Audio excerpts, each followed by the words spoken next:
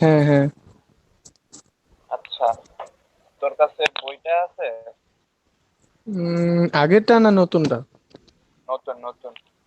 হ্যাঁ আছে আছে। চ্যাপ্টার 11 এর তোর পেজ হইতেছে বল পেজ। পেজ, পেজ হইতেছে তোর 280।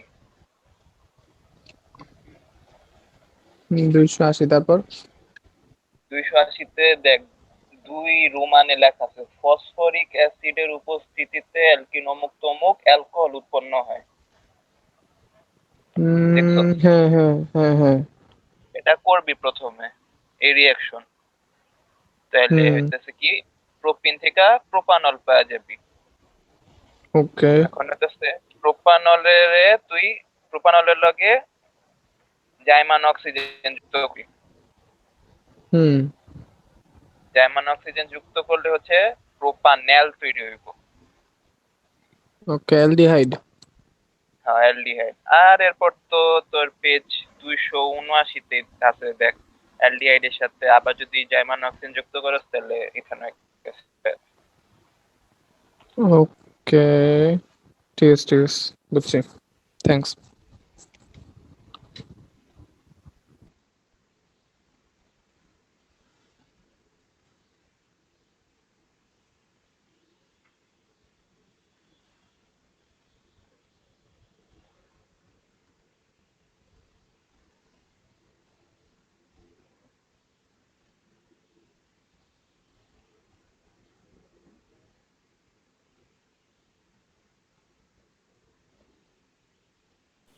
আচ্ছা, মানুষজন এত কম কেন, সবাই কই?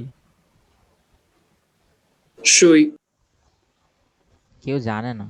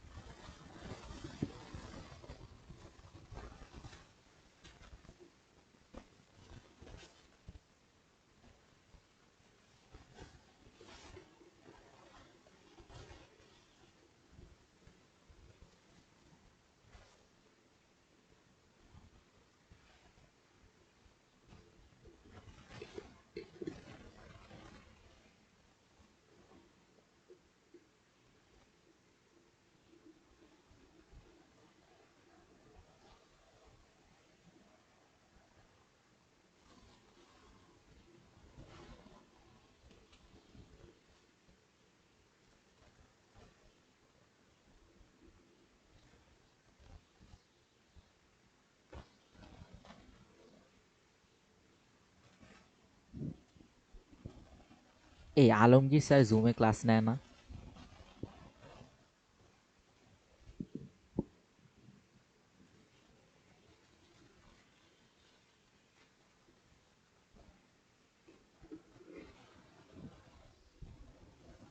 স্যার তো নর্মাল ক্লাসেও দেখিনি। স্যারকে অন্ধকারে দেখা যায় না।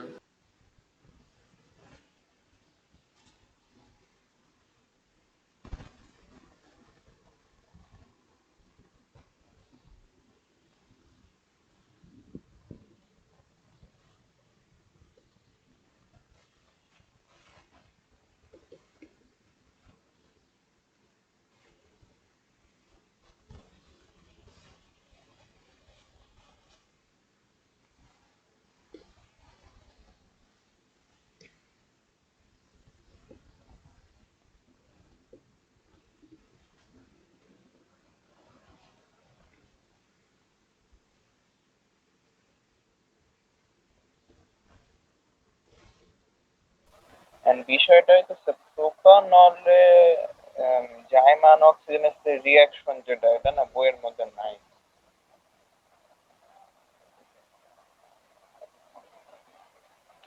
কই থেকে লিখছে আমি নিজেও জানি না।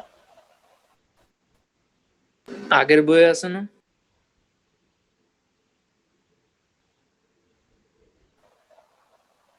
মনে তো আগের বইয়ে আছে।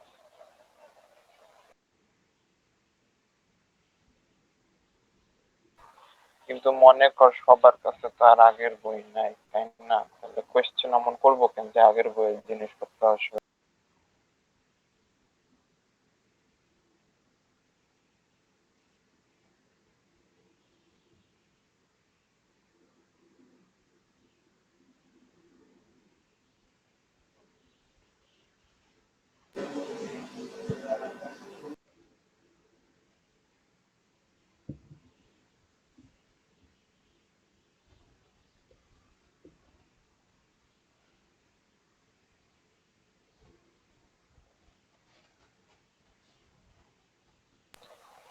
আগের বইয়ে আছে জারণ বিক্রিয়া, লঘু সালফিউরিক অ্যাসিড ও পটাশিয়াম ডাইক্রোমেট দ্রবণের সাথে প্রোপানলের বিক্রিয়া করলে ইথানল উৎপন্ন হয়।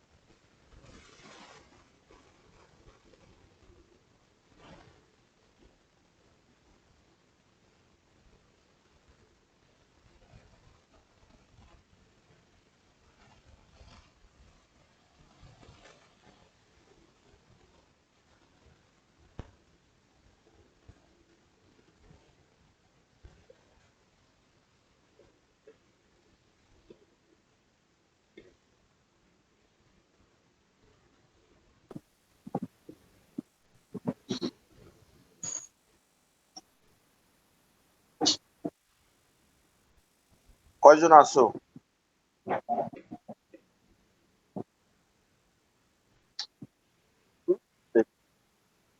আচ্ছা দেখো, তোমাদের এই যে কি যেন পড়াচ্ছিলাম, বাবা সবাই লেখো একটি কয়েকটা ছোট ছোট প্রশ্ন কিছু আমরা পড়বো। সবাই লেখো রেকটিফাইড স্পিরিট। ঠিক আছে, লেখো রেকটিফাইড। এটা ছোট প্রশ্ন, রেকটিফাইড দেখো রেকটিফাইড স্পিরিট,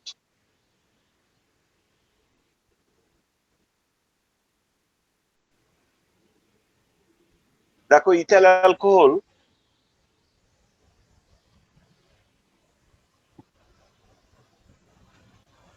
ইথাইল অ্যালকোহল বা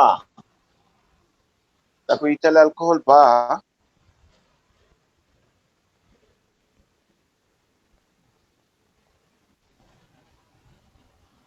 ইথাইল অ্যালকোহল বা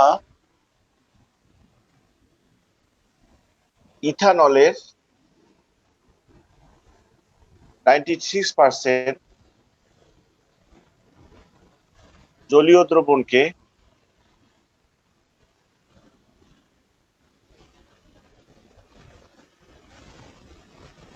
রেকটিফাইড স্পিরিট,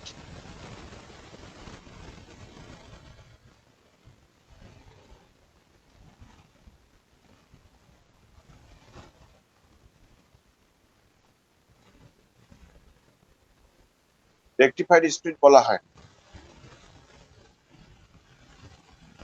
স্যার এটা কি কোনো দাহ্য পদার্থ? হ্যাঁ অবশ্যই, তার মানে রেকটিফাইড স্পিরিট, একটা কথা মনে রাখবা, অ্যালকোহল তার জন্য রেকটিফাইড স্পিরিট, দেখো রেকটিফাইড স্পিরিট, রেকটিফাইড স্পিরিটটা হচ্ছে 96% ইথানল, ইথানল প্লাস 4% পানি, ঠিক আছে, 96% ইথানল প্লাস 4% পানি, এটা অনেক দাহ্য পদার্থ, ইথানলে তো দাহ্য।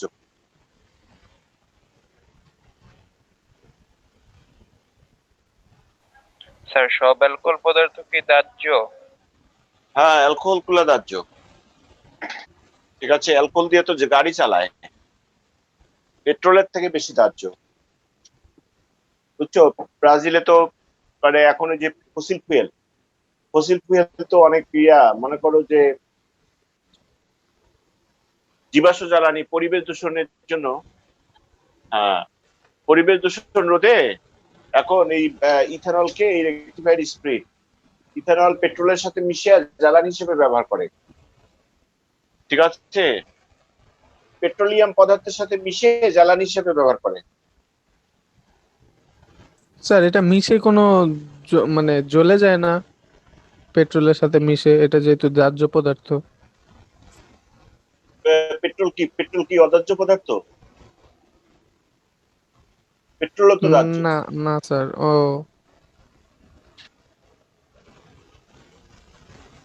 পেট্রোলও দাহ্য, এটাও দাহ্য, ইথানলও দাহ্য।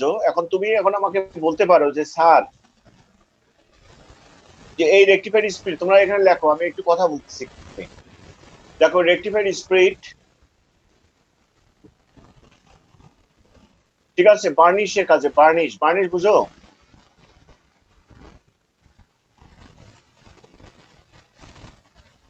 লেখো বার্নিশ বুঝো, যে আমরা যে ফার্নিচার তৈরি করি না, এই ফার্নিচার, হ্যাঁ রং করার পর বার্নিশ করার ক্ষেত্রে এই যে বার্নিশ, ঠিক আছে, বার্নিশের কাজে এটা রেকটিফাইড স্পিরিট ব্যবহার করা। আর কি হিসেবে, আর কোথায় হোমিও ওষুধ শিল্পে, ঠিক আছে, ট্যাবলেটের সাথে দেখবে যে একটা লিকুইড পদার্থ মিশ্রিত করে দেয়, হোমিও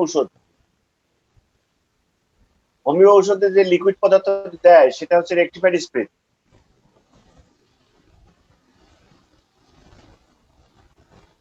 ঠিক আছে, হোমিও ঔষধ শিল্পে। স্যার হোমিও ওষুধ খেলে স্যার অ্যালকোহল খাওয়া হলো না, এটা তো হারাম না স্যার? ওটা কতটুকু অ্যালকোহল তুমি খাইছো? ওষুধের ক্ষেত্রে খাওয়া যায়, কোনো সমস্যা হয় না। ধরো ওষুধের সাথে খাওয়া যাবে, ইথানল তো কোনো সমস্যা না, ইথানল তো তোমাকে অ্যালকোহল পান করতে বলছে, তুমি তো আর ইয়ার জন্য খাচ্ছ না, ঠিক আছে। ও তুমি এখন বলতে পারো যে স্যার আমাদের দেশে যদি গাড়িতে এরকম ইথানল ব্যবহার করা হয় তাহলে তো স্যার মজাই হবে।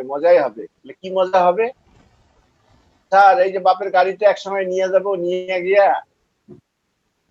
একটু ওয়ালের আড়ালে এখানে লাগায়, বাংলাদেশে যদি এরকম হইতো, কাজ চালান। তাহলে একটা এক্সট্রা যে যে জুস খাওয়া এক্সট্রা লাগাই দিয়া, পাইপ লাগাই দিয়া বেশ মজা করতাম, মজা করে টানতাম একদম।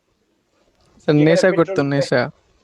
হ্যাঁ নিশ্চয় এরকম চিন্তা ভাবনা বাংলাদেশি ছেলেপেলেরা করে যে স্যার এরকম সুযোগ হলে তো ভালোই হইতো। ঠিক আছে, মানে ড্রাইভারও এই কাজ করতো। ঠিক আছে, যে যা খুবই মজা, পাইপ স্যার লাগাই তখন দিয়া ড্রাইভারের চাকরি নিলে অনেক ভালো হতো স্যার। কি হইতো ড্রাইভার, ড্রাইভারের চাকরি নিত সবাই। সেটাই আর কি। ঠিক আছে, সেটাই করতো আর কি। যাই হোক আর কি, তো ওটা বাংলাদেশে এখনো করা হয় না। আর বাংলাদেশে হচ্ছে যে অতটা, বাংলাদেশে অর্থনৈতিক ভাবে অতটা সমৃদ্ধ না। আর অন্যান্য দেশে ওরা পরিবেশ দূষণটাকে এত বেশি ইয়া করে, মানে আসলে কিন্তু অ্যালকোহলের দাম খুবই কম। ঠিক আছে, অ্যালকোহলের দাম খুবই কম। যে ইথানলের দাম কিন্তু খুবই কম। তুমি ইথানল বিভিন্ন ভাবে তৈরি করতে পারো, বুঝছো? ইথানল তুমি বাসায় অনেকে ইথানল তৈরি করতে পারো তুমি। ঠিক আছে, বাসা নয় যে বাসায় ইথানল তুমি তৈরি করতে পারো কিভাবে আমি তোমাকে বলি। তুমি ভাত আছে, ভাতের মধ্যে পানি দিয়ে রেখে দিবা, এগুলো এক সময় মানে করো ইয়া হয়ে যাবে। ঠিক আছে, একদম ইথানল হয়ে যাবে, ইথানল মদ হয়ে যাবে। তারপর খেজুরের রস আছে, খেজুরের রসটাকে যদি তুমি এরকম অনেকক্ষণ রেখে দাও, ইস্ট নামক একটা এনজাইম দিয়া, ইস্ট থেকে জাইমেজ এনজাইম মিশ্রিত হবে, জাইমেজ এনজাইমটার প্রভাবে খেজুরের রস অ্যালকোহলে পরিণত হবে, ইথানলে পরিণত হবে। তাহলে এইভাবে কিন্তু খুব সহজেই তুমি ইথানল তৈরি করতে পারো। তো এখন বলা হয় যে স্যার তাহলে বাংলাদেশে যে দেখবা যে বাংলাদেশে এখন ওটা ব্যান করে দিছে। তো আগে হচ্ছে নিম্ন শ্রেণীর যারা পেশাদার ছিল, বিশেষ করে সুইপার যারা, ঠিক আছে, যারা এগুলো পরিষ্কার করতো, বিশেষ করে তারা কিন্তু এই সমস্ত অ্যালকোহল পান করতো। তারা যে অ্যালকোহলটা পান করতো, সেই অ্যালকোহলটা কোথেকে পাইতো? তারা ওই এগুলোকে নিম্ন কোয়ালিটির অ্যালকোহল বলা হয়, যেগুলো অ্যালকোহল থেকে, যেগুলো ইয়া থেকে তৈরি করা হয়, ভাত থেকে অথবা আলু ভুট্টা বা অথবা ইয়া থেকে, খেজুরের রস থেকে।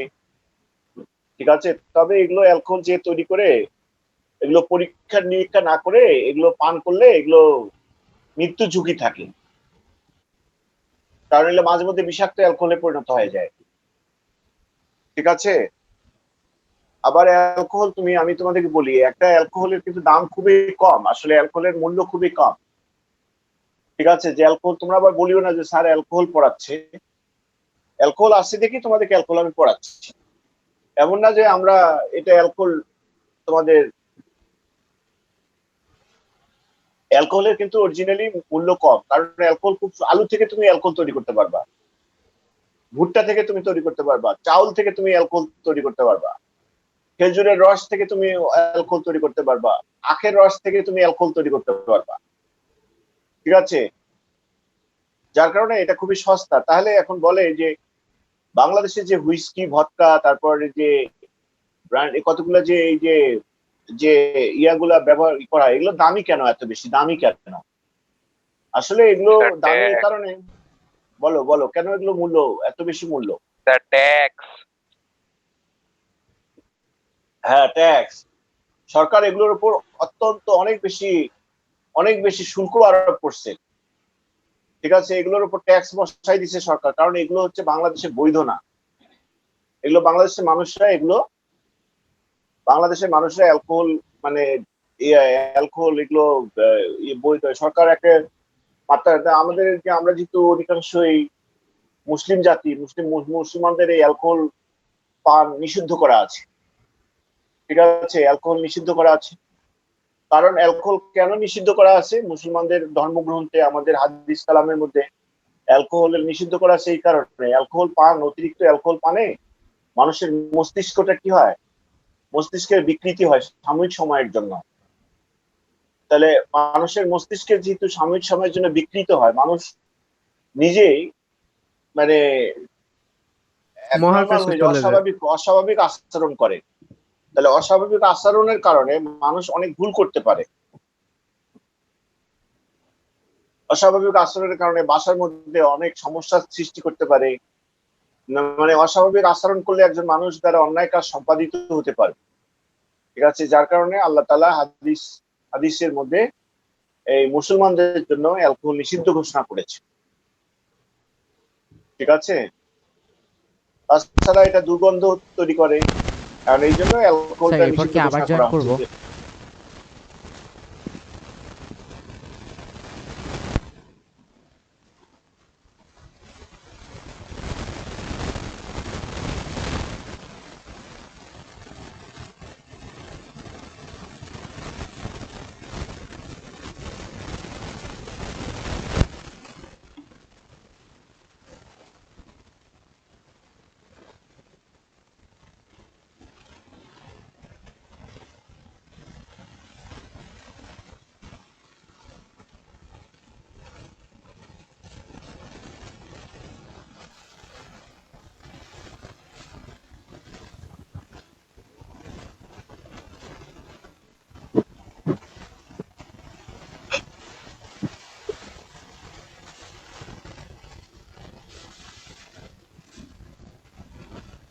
স্যার, আমি একটু আসতেছি। হ্যাঁ বাবা, আসো।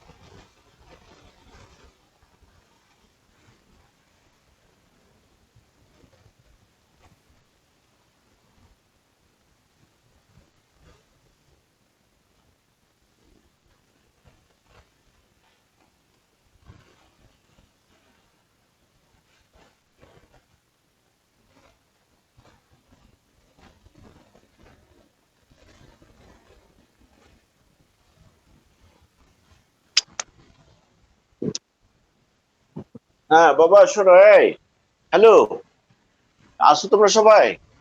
জি স্যার। আহ, আচ্ছা, আমি তোমাদেরকে বলি যে কথাটা, এই যে অ্যালকোহল হচ্ছে, এই যে সরকার অনেক ট্যাক্স বসাই দিচ্ছে, এই জন্য অ্যালকোহলের অনেক দাম।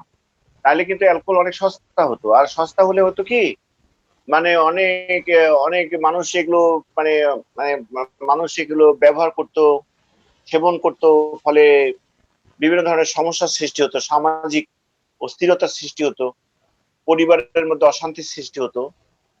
ঠিক আছে, যার কারণে সরকার থেকেও নিষিদ্ধ করা আছে। আবার হচ্ছে যে আমাদের হাদিস কালামের মধ্যে এটা নিয়ে নিষিদ্ধ করা আছে। যাই হোক, অরিজিনালি এটার দাম মূল্য খুবই কম, যার কারণে তো রেকটিফাইড স্পিড দেখো অনেক দাম কম। বাতাসে মানে এক বোতল রেকটিফাইড স্পিডের দাম হচ্ছে অনেক, এই যে 100-150 টাকায় তুমি রেকটিফাইড স্পিড কিনতে পারবা বাজারে।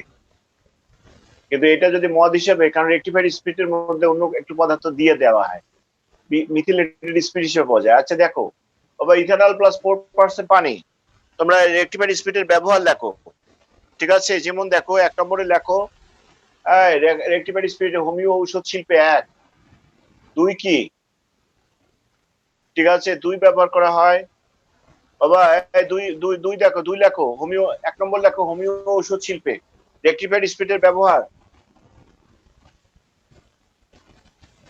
ঠিক আছে, রেকটিফাইড স্পিডের ব্যবহারে লিখবা, দেখো ব্যবহার 1 নম্বর হচ্ছে হোমিও ঔষধ শিল্পে, ওষুধ শিল্পে। তারপর 2 নম্বর লিখবা, 2 নম্বর হচ্ছে, ঠিক আছে, পারফিউম গুলো আছে না, পারফিউম, এই বাবা পারফিউম আছে না, বুঝো? জি স্যার। হ্যাঁ, পারফিউম তৈরিতে দেখো, পারফিউমের কিন্তু ওগুলো সবই হচ্ছে রেকটিফাইড স্পিরিট। ঠিক আছে, পারফিউম যে লিকুইডটা দেখো এখানে সামান্য পরিমাণ সুগন্ধি জাতীয় পদার্থ ব্যবহার করা হয়, কিন্তু পুরা লিকুইডটা হচ্ছে রেকটিফাইড স্পিরিট। পুরা লিকুইডটা হচ্ছে আর রেকটিফাইড স্পিরিট। পারফিউম কি অ্যারোমেটিক? হ্যাঁ, অ্যারোমেটিক তো। ঠিক আছে, ওখানে ভিতরে অ্যারোমেটিক যৌগ আছে, কিন্তু ওর মধ্যে রেকটিফাইড স্পিরিট দেওয়া হয়। এই জন্য পারফিউমের মধ্যে কোনো পারফিউমের বোতলকে আগুনের সংস্পর্শে রাখা যাবে না, বা স্যার আগুনের মধ্যে পারফিউমের যে পারফিউম।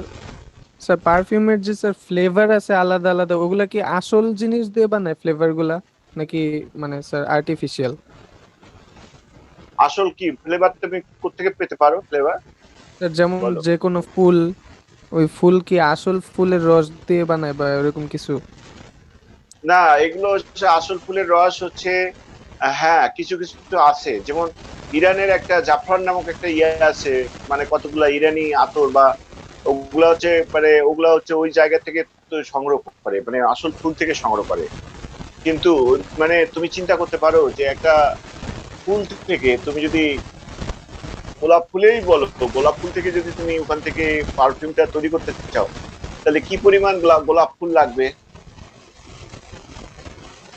ঠিক আছে, তো এখন ওই জন্য এখানে কেমিক্যাল দিয়েই তৈরি করা হয়, এগুলো আসলে অধিকাংশ কেমিক্যাল। ঠিক আছে, কি কম সংখ্যক হচ্ছে অরিজিনাল, জি স্যার। কম। অধিকাংশ হচ্ছে কেমিক্যাল, স্টার জাতীয় পদার্থ, এই যে অ্যারোমেটিক যৌগ দিয়ে তৈরি করা হয়, অ্যারোমেটিক স্টার।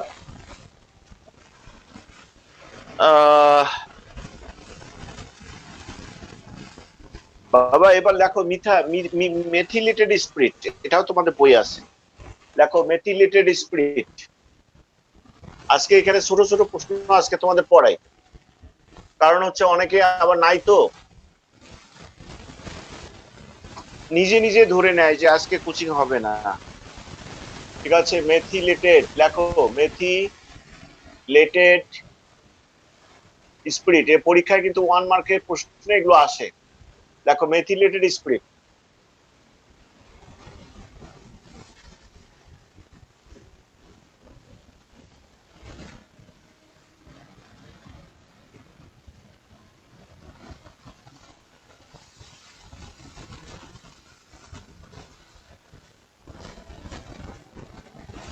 ঠিক আছে, দেখো ইথানল কে, সরি রেকটিফাইড স্পিরিট কে? বাবা এখানে সরি, দেখো রেকটিফাইড স্পিরিট কে লেখো বিষাক্ত করার জন্য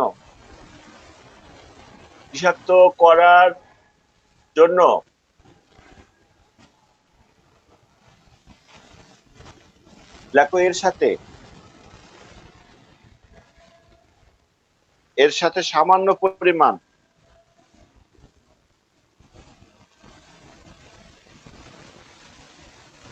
ঠিক আছে মিথানল মিশ্রিত করা হয়।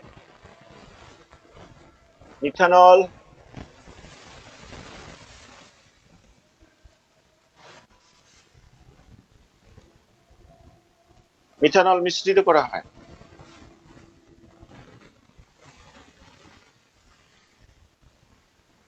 দেখো একে মেথিলেটেড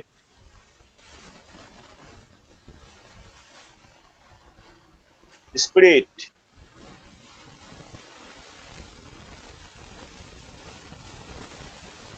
তারপরে একে মেথিলেটেড স্পিরিট বলা হয়।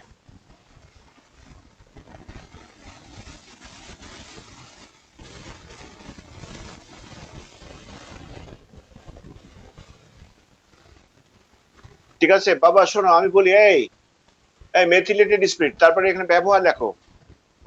বার্নিশ করার ক্ষেত্রে মেথিলেটেড স্পিরিট ব্যবহার করা হয়। ব্যবহার তোমরা এখানে লিখছো, যেটা বোর্ডে লিখছি সেটা লিখছো? জি স্যার। তোমরা এবার লেখো স্যার এসে পড়ছি। লেখো ফার্নিচার। এই যে এখানে দেখো ব্যবহারটা লেখো, ব্যবহার। ঠিক আছে, লেখো আসবাবপত্র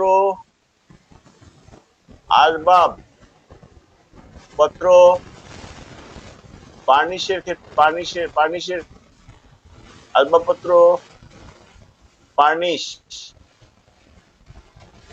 করার কাজে ব্যবহার করা হয় ঠিক আছে। এখন বলো আশরাফুল, এই আশরাফুল হ্যাঁ জি স্যার। বলো তো বাবা, যে বার্নিশ করার ক্ষেত্রে রেকটিফাইড স্পিড ব্যবহার না করে মেথিলেটেড স্পিড ব্যবহার করা হয় কেন?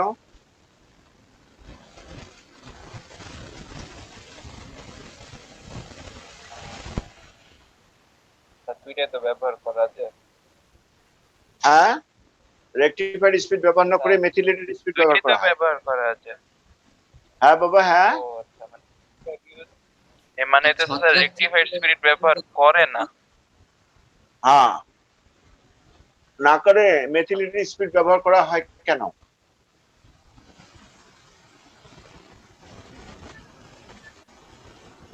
বার্নিশের ক্ষেত্রে কিন্তু রেকটিফাইড স্পিড ব্যবহার করা হয় না, মেথিলেটেড স্পিড ব্যবহার করা হয়। আর মেথিলেটেড স্পিডটা তৈরি করা হয় কিন্তু রেকটিফাইড স্পিড থেকে। তাহলে স্যার হয় না, বলো। না স্যার মাথায় আসতেছে না। সিয়াম, তুমি বলতে পারবা? জি স্যার। ওই যে তুমি কি বলতে পারবা যে আসলে আমরা যে বার্নিশের ক্ষেত্রে রেকটিফাইড স্পিড ব্যবহার না করে মেথিলেটেড স্পিড ব্যবহার করা হয় কেন, অথচ মেথিলেটেড স্পিডটা কিন্তু রেকটিফাইড স্পিডটাই তৈরি করা হয়? স্যার আমি দেখো, তো মেথি- এতক্ষণ বাথরুমে ছিলাম। স্যার মেথিলেটেডে স্যার মিথানল থাকে মিশ্রিত, হ্যাঁ,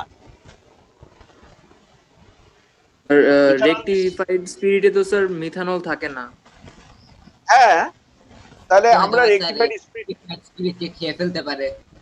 আমি তোমাদেরকে বলি বাবা, শোনো, মিথানল কিন্তু অনেক বিষাক্ত, আর ইথানল কিন্তু বিষাক্ত না। ইথানল তুমি ইচ্ছা মতো মজা করে পান করতে পারো ইথানল, কিন্তু মিথানল পান করা যাবে না। মিথানল যদি কয়েক ফোঁটা পান করো তাহলে তোমার ভিতরে বিষক্রিয়া তৈরি হবে। মিথানল তোমার বাতাসে অক্সিজেন দ্বারা জারিত হবে। তোমার যে শ্বাস প্রশ্বাসের সময়, নিঃশ্বাসের সময় যে তুমি অক্সিজেন নাও, এই অক্সিজেন মিথানলকে জারিত করে ফর্মালডিহাইড তৈরি করবে। ফর্মালডিহাইড, এই ফর্মালডিহাইড ফর্মিক অ্যাসিডে পরিণত হয়ে যাবে, ফরমালিনে পরিণত হবে, ফর্মিক অ্যাসিডে পরিণত, ফর্মালডিহাইড আবার জারিত হয়ে ফর্মিক অ্যাসিডে পরিণত হবে। আর ফর্মিক অ্যাসিড হচ্ছে সাপের বিষের মধ্যে থাকে, পিঁপড়ার বিষের মধ্যে থাকে। তো তোমার শরীরের মধ্যে যদি ফর্মিক অ্যাসিড তৈরি হয়ে যায় তাহলে তুমি কতক্ষণ বাঁচবা? এই জন্য মিথানল পান করা যাবে না। এটা একটা বিষ। হ্যাঁ, মিথানল একটা মেথিলেটেড স্পিরিট, এক ধরনের সামান্য বিষাক্ত পদার্থ মিশ্রিত থাকে। কিন্তু স্যার আর ইথানলে বলো বেশি যে- কার্বন না? কথা বলো না, আমার কথা শোনো। যদি রেকটিফাইড স্পিড সরাসরি ব্যবহার করা হতো, বার্নিশ করার ক্ষেত্রে রেকটিফাইড স্পিড ব্যবহার করা হতো, তাহলে মানুষ কি করতো জানো? মানুষ আর এইরকম সরকারকে হাজার হাজার লক্ষ লক্ষ টাকা শুল্ক দিয়ে ওই হুইস্কি ব্র্যান্ডি এগুলো কিনতো না, না কিনে এই রেকটিফাইড স্পিড কিনে পান করতো। ঠিক আছে, রেকটিফাইড স্পিড তখন অন্য কাজে ব্যবহার করা হতো। কিসের কি? বার্নিশ করার ক্ষেত্রে রেকটিফাইড কিনে দোকানদাররা খাওয়া শুরু করে দিত। কি মজা, দাম কম কিন্তু এত দামি মদ। স্যার আমাদের সরকার এত ভীত স্যার। না, এই জন্য শোনো, এই জন্য শুধু বাংলাদেশে না, সমস্ত ওয়ার্ল্ডে যাতে রেকটিফাইড স্পিরিটটাকে অন্য কাজে ব্যবহার করতে না পারে, যার কারণে এর সাথে বিষাক্ত পদার্থ মিথানল মিশ্রিত করে বিষাক্ত করা হয়। স্যার হ্যাঁ বলো।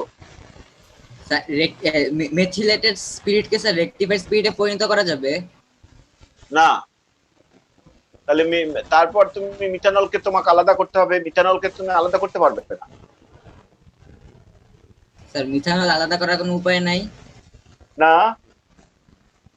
তুমি মিথানল আলাদা করতে পারবা, তোমাকে মানে ল্যাবে যাইতে হবে, সেই উচ্চ ক্ষমতা সম্পন্ন ল্যাব। মিথানল ইথানলের মিশ্রণ থেকে, দুটি মিশ্রণ থেকে উপাদানকে আলাদা করতে পারবা, কেন পারবা না? কিন্তু সেই রকম উচ্চ ক্ষমতা সম্পন্ন তোমাকে ল্যাবে যেতে হবে। ল্যাবে গিয়ে অনেক কিছু মানে পৃথকীকরণ যন্ত্র আছে, কন্ডেন্সার আছে, সেগুলো ব্যবহার করে তুমি আলাদা করতে পারবা, কিন্তু অত্যন্ত ব্যয়বহুল এবং সময় সাপেক্ষ এবং অনেক কাজ করতে হবে তোমাকে। ঠিক আছে, এই যে মানুষ যাতে এটা ব্যবহার আগে জন্য নরমালি অ্যালকোহল কিনা এত কষ্ট না করে দোকান থেকে হ্যাঁ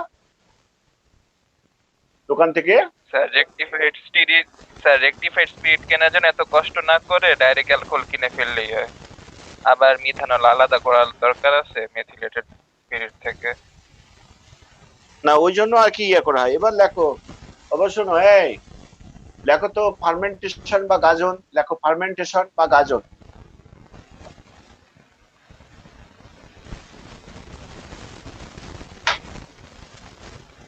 তাহলে রেকটিফাইড স্পিরিট আর মেথিলেটেড স্পিরিটের সংজ্ঞা পড়বা, ঠিক আছে?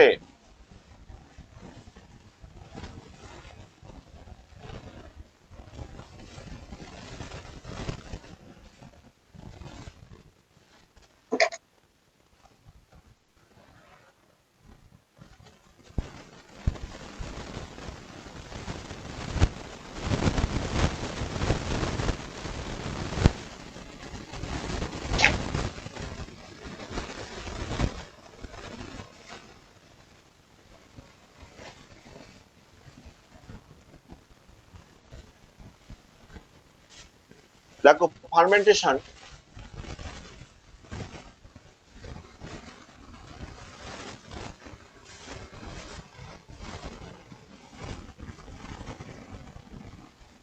ফার্মেন্টেশন বা গাজন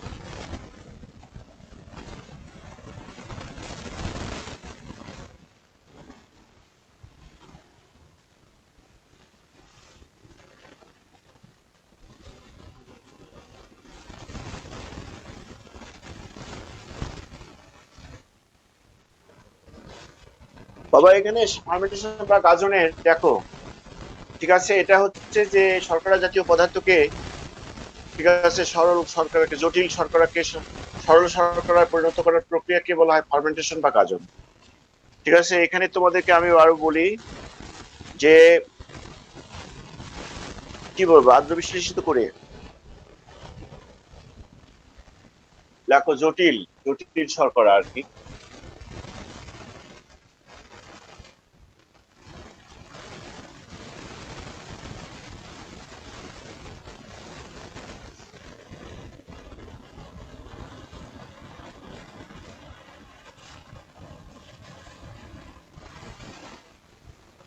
এনজাইমের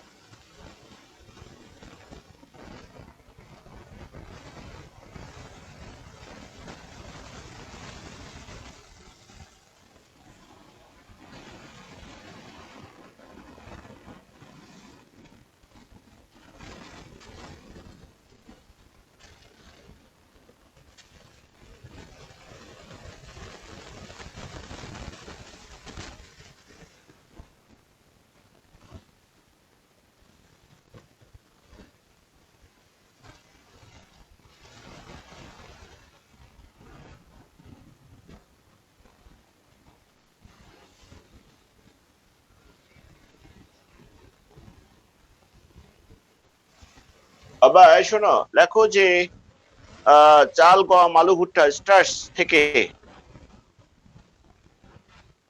অথবা খুব সহজ করে লিখতে পারবা, ঠিক আছে? এটা লিখছো, আমি যেটা লিখছি সেটা লিখছো?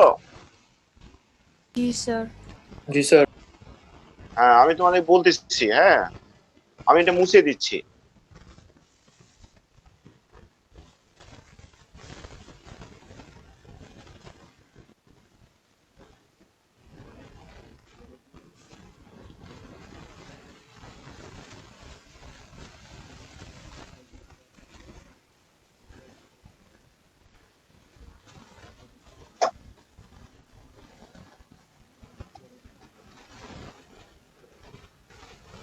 আবার দেখো স্টার্স, ঠিক আছে, চাল, গম, আলু, ভুট্টা,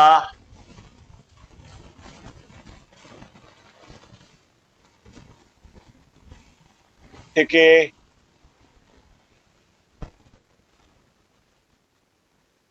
যে প্রক্রিয়ায়, অথবা এটা লিখতে পারবা, মানে ওটা তো লিখছো, এটাও লিখতে পারবা, অথবা দিয়া এটা হলো আগেরটা তো লিখলো, আগেরটা লিখতে পারবা অথবা এটা লিখতে পারবা। যে প্রক্রিয়ায়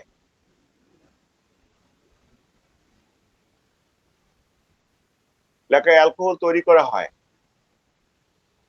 অ্যালকোহল মানে ইথানল আর কি,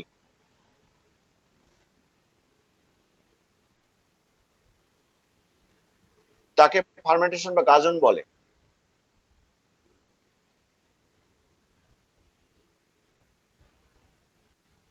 স্টার্চটা হচ্ছে জটিল শর্করা বাবা, ঠিক আছে, জটিল। আর তোমাদেরকে যদি তোমরা বিক্রিয়া দেখতে চাও, বিক্রিয়া দেখাইলে এরা যে কলেজের ছাত্রদেরকে বিক্রিয়া পড়ানো হয়। তোমরা এটা লিখছো, এটা লিখছো? জি স্যার। ঠিক আছে,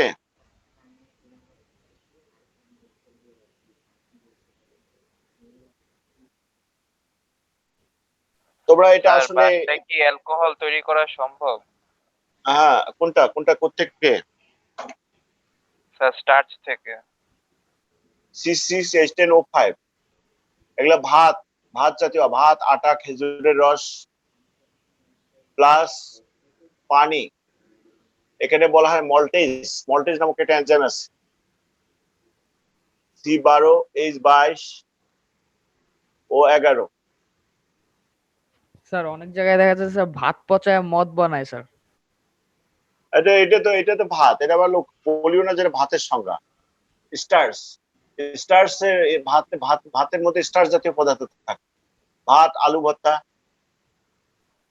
তাই এটা এটা মানবদেহে থাকে স্যার, এটা বাইরে কেমনে পায় আবার? কথা বলুন, এটা হলো গ্লুকোজ। দেখো স্টার্চ থেকে গ্লুকোজ C6H12, যদি আর একটা ধাপে গ্লুকোজ হয় 66H12O6, তারপরে এই গ্লুকোজ বাবা কি লিখছেন স্যার? C6H12 প্লাস পানি, ঠিক আছে। জাইমেজ নামক একটা এনজাইম আছে, জাইমেজ, এটা হচ্ছে মল্টেজ, এই এনজাইমটার নাম হচ্ছে মল্টেজ। যদিও আরো একটা ধাপ আছে, আরো একটা ধাপ আছে, কিন্তু এখানে এখানে কিন্তু মল্টোজ হয়, মল্টোজ থেকে গ্লুকোজ, গ্লুকোজ থেকে অ্যালকোহল। তারপর দেখো এই অ্যালকোহল C2H5OH, ইথানল, ঠিক আছে। এই প্রক্রিয়াটার নাম হচ্ছে গাজন। এগুলো তোমাদের বই দেয়া নাই।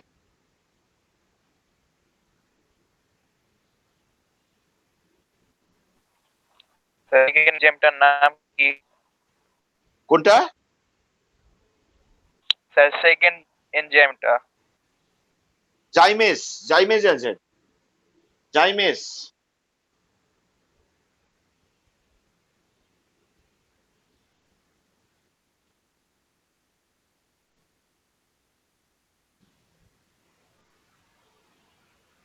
স্যার ওইটা লাস্টে কি লিখছেন? C2H5O? OH, ইথানল, লাস্টে আচ্ছা ঠিক আছে। C2H5OH, ethanol.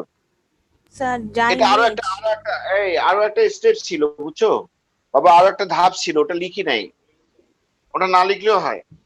Sir sir zymase লিখছেন বৈগার্য এনজাইমে।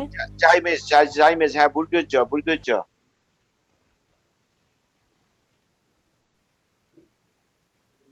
Zymase enzyme.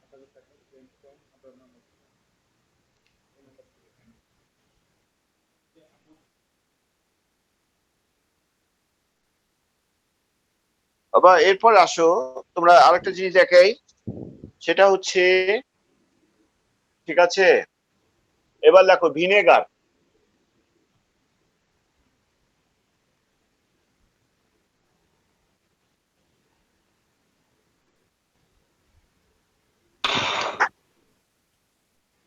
ঠিক আছে, ভিনেগার, ভিনেগার হচ্ছে, দেখো ইথানোয়িক অ্যাসিড,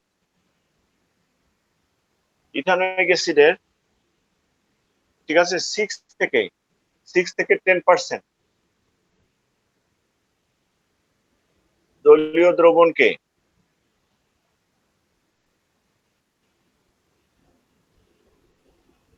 ভিনেগার বলে।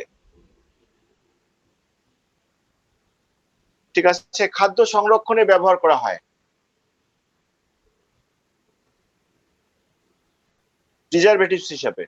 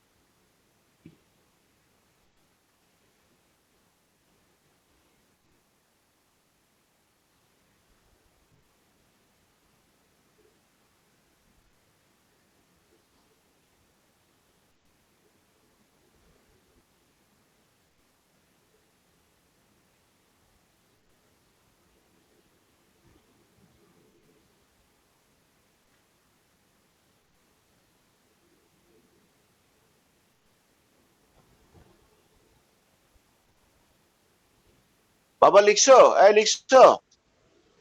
জি স্যার। জি স্যার। এরপর প্যারাফিন তো জানো, প্যারাফিন আমি মনে হয় বলছি। ঠিক আছে, এগুলো ছোট ছোট প্রশ্ন। তারপর হচ্ছে এরপর লেখো অলিফিন।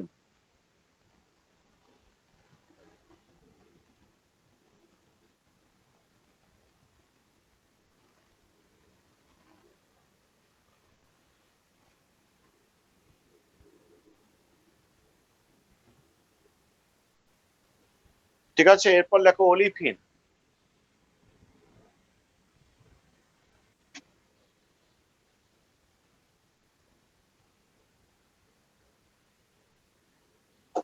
তোমাকে প্রশ্ন করা হবে, দেখো নিম্নতর অ্যালকিন সমূহকে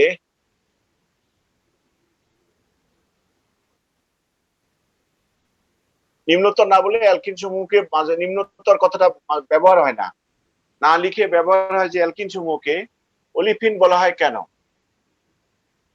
অলিফিন বলা হয় কেন, এরকম প্রশ্ন থাকে। বা অলিফিন কি, এরকম প্রশ্ন থাকে। ঠিক আছে, নিম্নতর অ্যালকিন মানে কি? যাদের আণবিক ভর সবচেয়ে কম, এদেরকে নিম্নতর অ্যালকিন বলা হয়। যেমন ইথিন। ঠিক আছে, ইথিন এবং প্রোপিন। ঠিক আছে বাবা, তোমরা উত্তর লিখবা যে নিম্নতর। ঠিক আছে, নিম্নতর মানে অ্যালকিন মানে যে অ্যালকিনের আণবিক ভর সবচেয়ে কম, এটাকে নিম্নতর অ্যালকিন বলা হয়। ঠিক আছে, অ্যালকিনের নিম্নতর সদস্য, এখানে লিখবা যে অ্যালকিনের নিম্নতর সদস্য। ঠিক আছে বাবা, যেমন প্রথমে ইথিন বা প্রোপিন। ইথিন বা প্রোপিন লিখি, ইথিনও করে প্রোপিনও, ঠিক। ইথিন বা প্রোপিন। ঠিক আছে, ক্লোরিন, এই যে ক্লোরিন বা ব্রোমিন এর সাথে বিক্রিয়া করে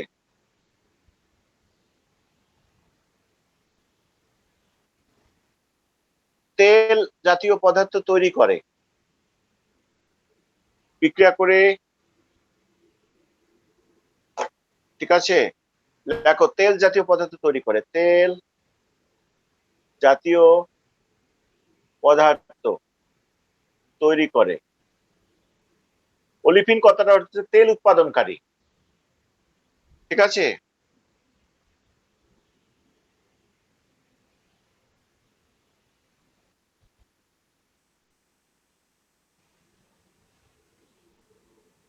স্যার অলিফিন কথাটি অর্থ। তেল উৎপাদনকারী, জায়গায় একটা গ্রিক সাউন্ড, গ্রিক, ঠিক আছে। এ কারণে বুঝছো, এ কারণে অ্যালকিন সমূহকে, অ্যালকিন মানে কি প্রোপিন, এ কারণে ইথিন প্রোপিনকে অলিফিন বলা হয়। ইথিন বা প্রোপিনকে অলিফিন বলা হয়, অলিফিন বলা হয়।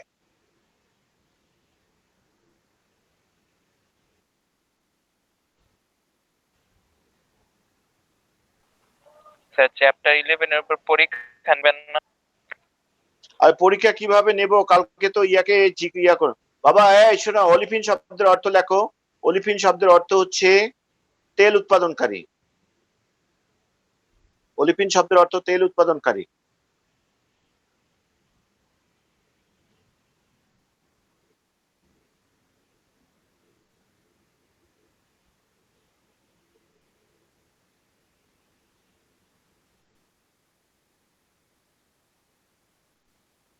এবার দেখো, এবার হচ্ছে যে আমি আর ছোট্ট দু একটা জিনিস, আজকেও তো আমি নতুন অধ্যায় পড়াইলাম না, কারণ অনেকে যুক্ত হয় না, এই জন্য নতুন অধ্যায় গেলাম না। ঠিক আছে বাবা, এবার তোমাদেরকে আমি বলি, ঠিক আছে। এই যদিও এটা নিয়ে বিশাল পড়ালেখা আছে, আর তোমরা আর একটা প্রশ্ন এখানে শিখবা, সেটা হচ্ছে প্যারাফিন কাকে বলে। প্যারাফিন কাকে বলে, ঠিক আছে। তোমাদেরকে আমি একটা শিখাই, যেমন আমরা পদ্ম শিকল হাইড্রোকার্বন যেটা, ঠিক আছে, পদ্ম শিকল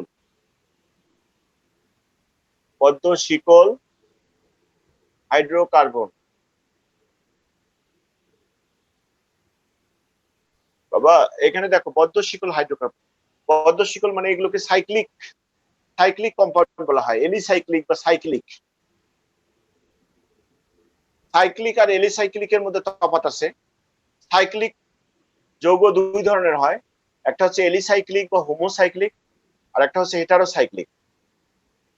হোমো কথাটার অর্থ হচ্ছে, এলিসাইক্লিক কথাটার অর্থ হচ্ছে এলিসাইক্লিক বা হোমোসাইক্লিক।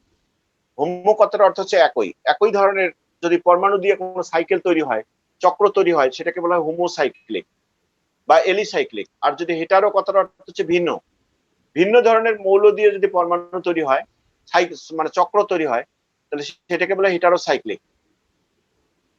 এখানে তোমাদের কিছু এলিসাইক্লিক যৌগ বা হোমোসাইক্লিক যৌগের চিত্র দেওয়া আছে, ঠিক আছে। মানে একই ধরনের, শুধু কার্বন সাইকেল, শুধু কার্বনের চক্র, ঠিক আছে বাবা। এখন কথা হলো যে আমি তোমাকে আমি বলি যে, তোমাকে যদি বলে যে এই পদ্ম শিকল হাইড্রোকার্বন বা সাইক্লিক যৌগগুলা, ঠিক আছে, বা সাইক্লিক, এগুলোকে সাইক্লিক বলা হয়। আমি সরি, মানে বা কথাটা দেখো তো, দেখা যাচ্ছে নাকি, বা সাইক্লিক। এখন সাইক্লিক বলতে কি, সাইক্লিক মানে চক্রাকার, চাক্রিক, ঠিক আছে, বা চাক্রিক, ঠিক আছে। তোমাদের বইয়ে যেহেতু হেটারোসাইক্লিক কোনো যৌগের উদাহরণ নাই, যার কারণে এই সাইক্লিক যৌগগুলোকে, এই চাক্রিক যৌগগুলোকে এলিসাইক্লিক যৌগ বলে। এলি মানে একই ধরনের, এই সাইক্লিক গুলো এলিসাইক্লিক।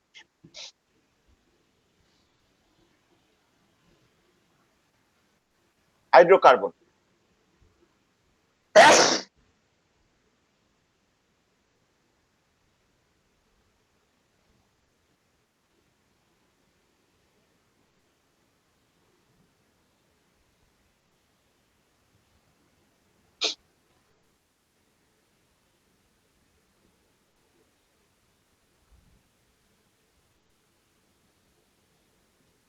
বাবা এই শোনো, সাইক্লিক বা চাক্রিক বা এলিসাইক্লিক হাইড্রোকার্বন, এখানে দেখো এলিসাইক্লিক হাইড্রোকার্বন হচ্ছে, তোমাদের যদি বলে যে সাইক্লোপ্রোপিন লেখো, সাইক্লোপ্রোপিন, এটা বলতে পারে যে সাইক্লোপ্রোপিন।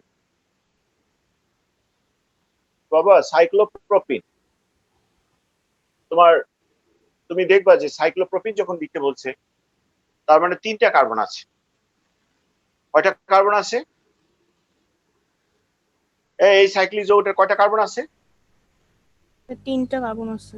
তিনটা। তোমাদের এখন দেখতে হবে একটা একটা জ্যামিতিক ফরমেশনে তোমাকে এই যৌগটা লিখতে হবে জ্যামিতিক ফরমেশনে। যদি তিনটা হয় তাহলে ত্রিভুজ আকৃতির হবে, যদি 4 কার্বন বিশিষ্ট হয় তাহলে চতুর্ভুজ আকৃতির হবে, যদি 5 কার্বন বিশিষ্ট সাইক্লিক যৌগ হয় তাহলে পঞ্চভুজ আকৃতির হবে, যদি 6 কার্বন বিশিষ্ট সাইক্লিক যৌগ হয় তাহলে ষড়ভুজ আকৃতির হবে।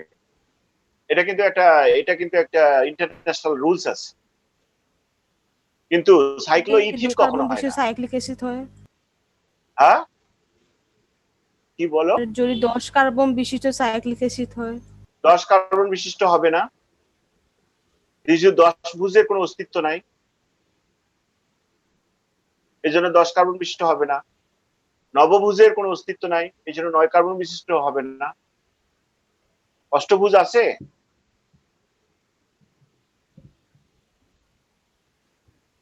এই অষ্টভুজ আছে নাকি?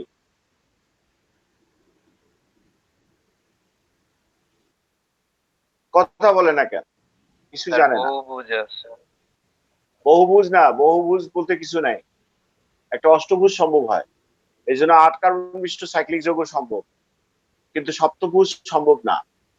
সপ্তভুজের কোনো অস্তিত্ব নাই, আবার দ্বিভুজের কোনো অস্তিত্ব নাই, ত্রিভুজ আছে। এই জন্য 2 কার্বন বিশিষ্ট কোনো যৌগের কোনো সাইক্লিক যৌগ হবে না। এখন দেখো সাইক্লোপ্রোপিন লিখতে বলছে, তাহলে সাইক্লোপ্রোপিনের ইয়া হবে চক্রটা মানে ত্রিভুজ আকৃতির, এই যে ত্রিভুজ সাইক্লোপ্রোপিন। এখন বলো বাবা কার্বনের যোজনী কত? ও সাইক্লোপ্রোপেন, এটা এটা এটা আগে সাইক্লোপ্রোপেন লিখি। সাইক্লোপ্রোপেন, মনে করো সাইক্লোপ্রোপেন লিখতে বলছে, তাহলে এই যে মিথা ইথা প্রোপা, কার্বনের যোজনী 4, তাহলে এখানে 2টা যোজনী আছে, এখানে 2টা হাইড্রোজেন হবে, এখানে 1 2 আছে, এখানে 2টা হাইড্রোজেন হবে, এখানে 1 2 আছে, এখানে 2টা হাইড্রোজেন হবে। এটা হলো সাইক্লোপ্রোপেনের সংকেত। আমি কি আমার কথা বুঝাইতে পারছি? জি স্যার। এবার আসো বাবা, এবার তোমাকে বললো, ঠিক আছে, এবার তোমাকে বলা হলো সাইক্লোবিউটেন লেখো। সাইক্লোবিউটেন, ঠিক আছে, সাইক্লোবিউটেন। তাহলে কি বলতো? মিথা, ঠিক আছে, সাইক্লোবিউটেন বলতো কয় কার্বন বিশিষ্ট? স্যার 4। 4টা। তাহলে বলতো এর আকৃতিটা কিরকম হবে? চতুর্ভুজ। আয়তাকার। হ্যাঁ, চতুর্ভুজ বা আয়তকার, হ্যাঁ ঠিক আছে। এই যে বলতো এই কার্বনের যোজনী কত?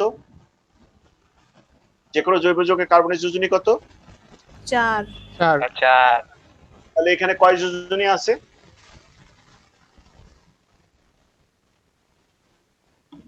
এই কার্বনটা স্যার, 2। কয় যোজনী আছে? তাহলে এখানে হাইড্রোজেন কয়টা হবে? স্যার 2টা। 2টা। হ্যাঁ, বলতো এই কার্বনের কয় যোজনী আছে? স্যার 2 যোজনী। তাহলে এখানে কয়টা হাইড্রোজেন হবে? স্যার 8টা, মানে মোট। হ্যাঁ, তাহলে এখানে 2টা, এখানে 2টা, এই যে এটা না সাইক্লোবিউটেনের সংকেত। আর আপনি এই- জানেন না একটু ক্যামেরাটা দেখা যায় কিছু না। দেখা যাচ্ছে না।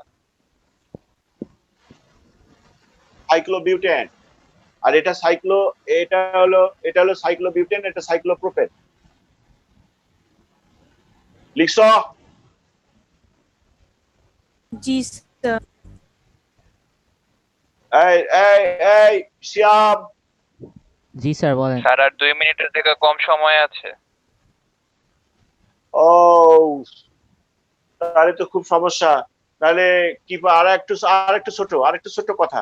এবার দেখো বাবা, এবার যদি তোমাকে সাইক্লোবিউটিন বলে, সাইক্লোবিউটিন, ঠিক আছে, এবার বিউটেন না বলে বিউটিন বলছে, সাইক্লোবিউটিন, ঠিক আছে, তাহলে কি করবা? মিথা ইথা প্রোপা বিউটা, এবার যে কোনো একটা কার্বনে দ্বিবন্ধন দিবা, বলো এইটাতে না এইটাতে, একটা যে কোনো একটাতে দিতে পারবা, স্যার বলো উপরেরটা কোনটাতে? দেন। স্যার উপরেরটা। হ্যাঁ, হ্যাঁ, স্যার। উপরেরটা দিলাম। তাহলে এখানে কার্বনের যোজনী 3, এখানে একটা হাইড্রোজেন হবে, এখানে 3 1 2 3, এখানে একটা হাইড্রোজেন, এখানে 2টা, এখানে 2টা, দেখছো? এটা হলো সাইক্লোবিউটিন। আবার যদি সাইক্লোপ্রোপিন বলে, বলো সাইক্লোপ্রোপিন, ঠিক আছে, এবারে বাম পাশে দেখো সাইক্লোপ্রোপিন যদি বলে, তাহলে যে কোনো এক জায়গায় তুমি দ্বিবন্ধন দিবা, বলো কোথায় দিবা? এখানে না এখানে? স্যার নিচে। বলো নিচেরটা। তাড়াতাড়ি বলো। নিচেরটা দিবা। তাহলে এখানে কার্বনের যোজনী 3 হয়ে গেল, এখানে একটা হাইড্রোজেন হবে, এখানে একটা, এখানে দুইটা। এটা সাইক্লোপ্রোপিনের সংকেত। ওকে, জি স্যার। এখন বুঝছো? জি খুবই স্যার ইজি। জি স্যার। আচ্ছা বাবা, তোমাদের এখন এইটা হলো, তাহলে আজকে তোমাদের এই পর্যন্তই। তোমাদের নেক্সট ডে আবার তোমাদের সাথে দেখা হবে। আজকে যেহেতু শোক স্যার দিবস। একটা কোশ্চেন আছে স্যার। বলো বলো, প্রশ্ন বলো। 1 মিনিট।